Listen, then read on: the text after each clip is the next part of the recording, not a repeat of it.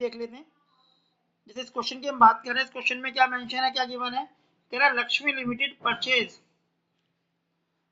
Limited purchase a machine for 40,000 on 1 अक्टूबर 2015। कब purchase की थी?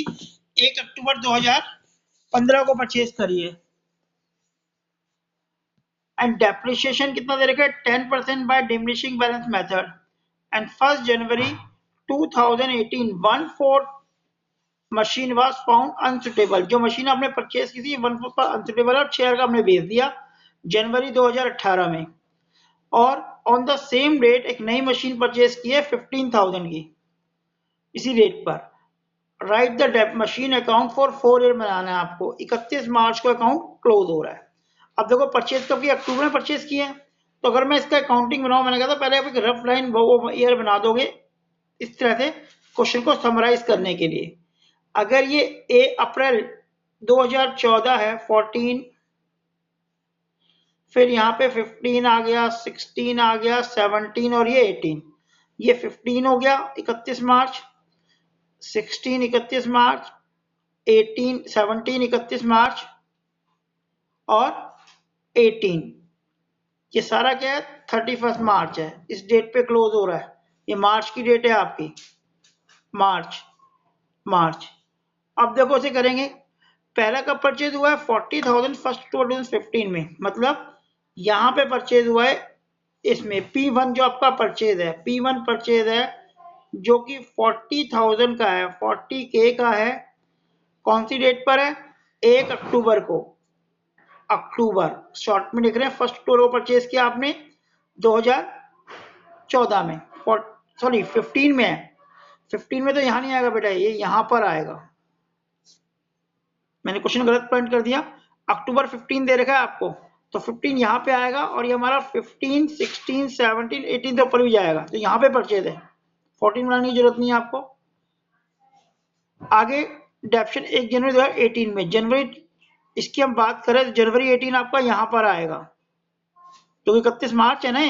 तो यहाँ पे आपने क्या करा, इसका इसी का जो यहाँ पे परचेज किया था इस डेट पे 40,000 का, उसका 1/4 पार्ट आपने सोल्ड कर दिया। S1 का 1/4 पार्ट सोल्ड कर दिया।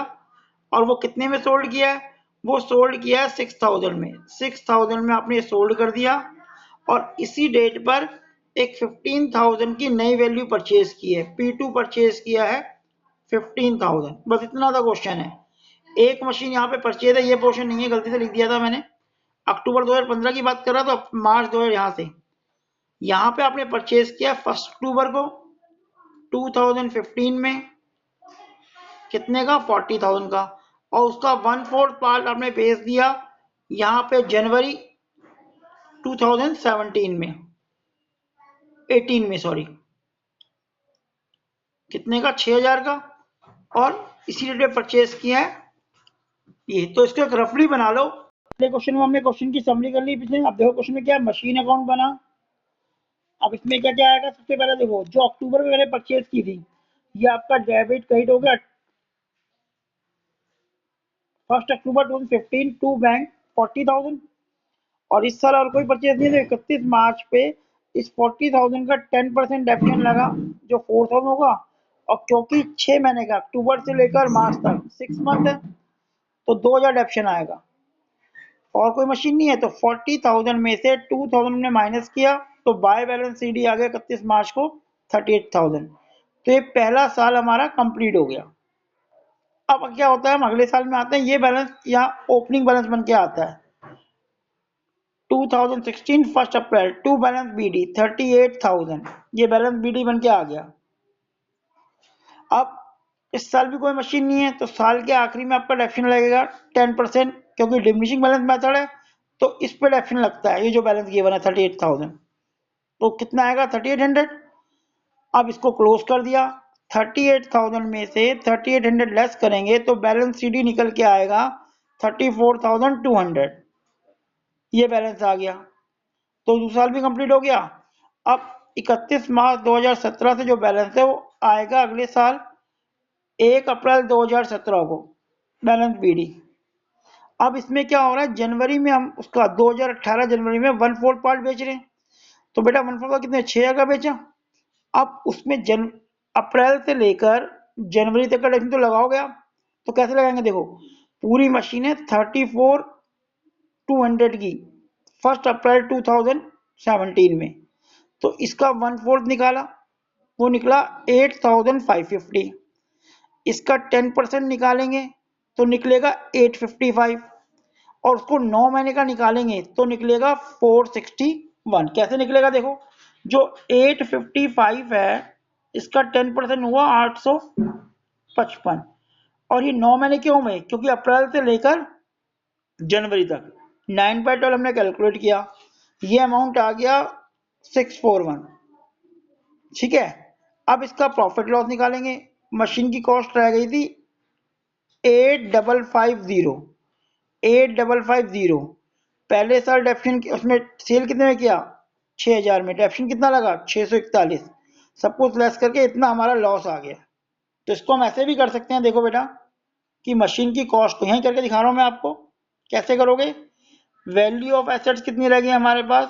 वैल्यू ऑफ एसेट्स रह जाएगी 8550 में से माइनस कर दिया डेप्रीशिएशन जो उस पर लगा 641, तो 8500 लेस करोगे तो ये जो हमारा बैलेंस निकल के आता है,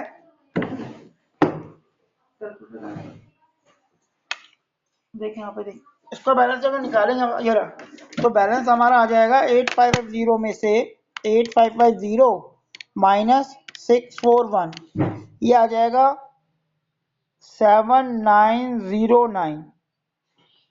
और इसे बेचा कितने में? हमने 6000 में हमने बेचा, तो 1909 हमारा क्या आ गया? लॉस। वो लॉस हमने ये दिखा रखा है, ये रहा।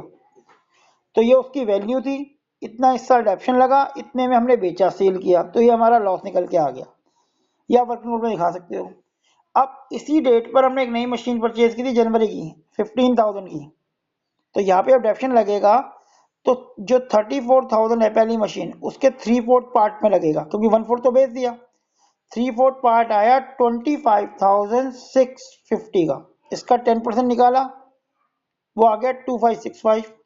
15,000 की मशीन जो ये परचेज की थी हमने, ये जनवरी परचेज की, 3 महीने का डेप्शन आ जाएगा इसका, 10% आया 1500, 3 महीने का लगेगा 375, इसको टोटल लिख दिया 2940। अब बैलेंस निकाल लो, इस टोटल अमाउंट में थे 49 में थे, सारा वैल्यू लेस कर दो, आपकी ये वैल्यू निकल के आ जाएगी। ठीक है, फिर इस पे दोबारा डेप्शन लगा दिया इस साल, इसका 10% ये आ गया, और बैलेंस सीडी निकल के आ जाएगा। इस सीडी को यहाँ बीडी बना दिया। ठीक है, इसमें क्या होता है, केवल कैलकुलेशन है, आप बार बार कैलकुलेशन को चेक करोगे किस तरह करा है तो आराम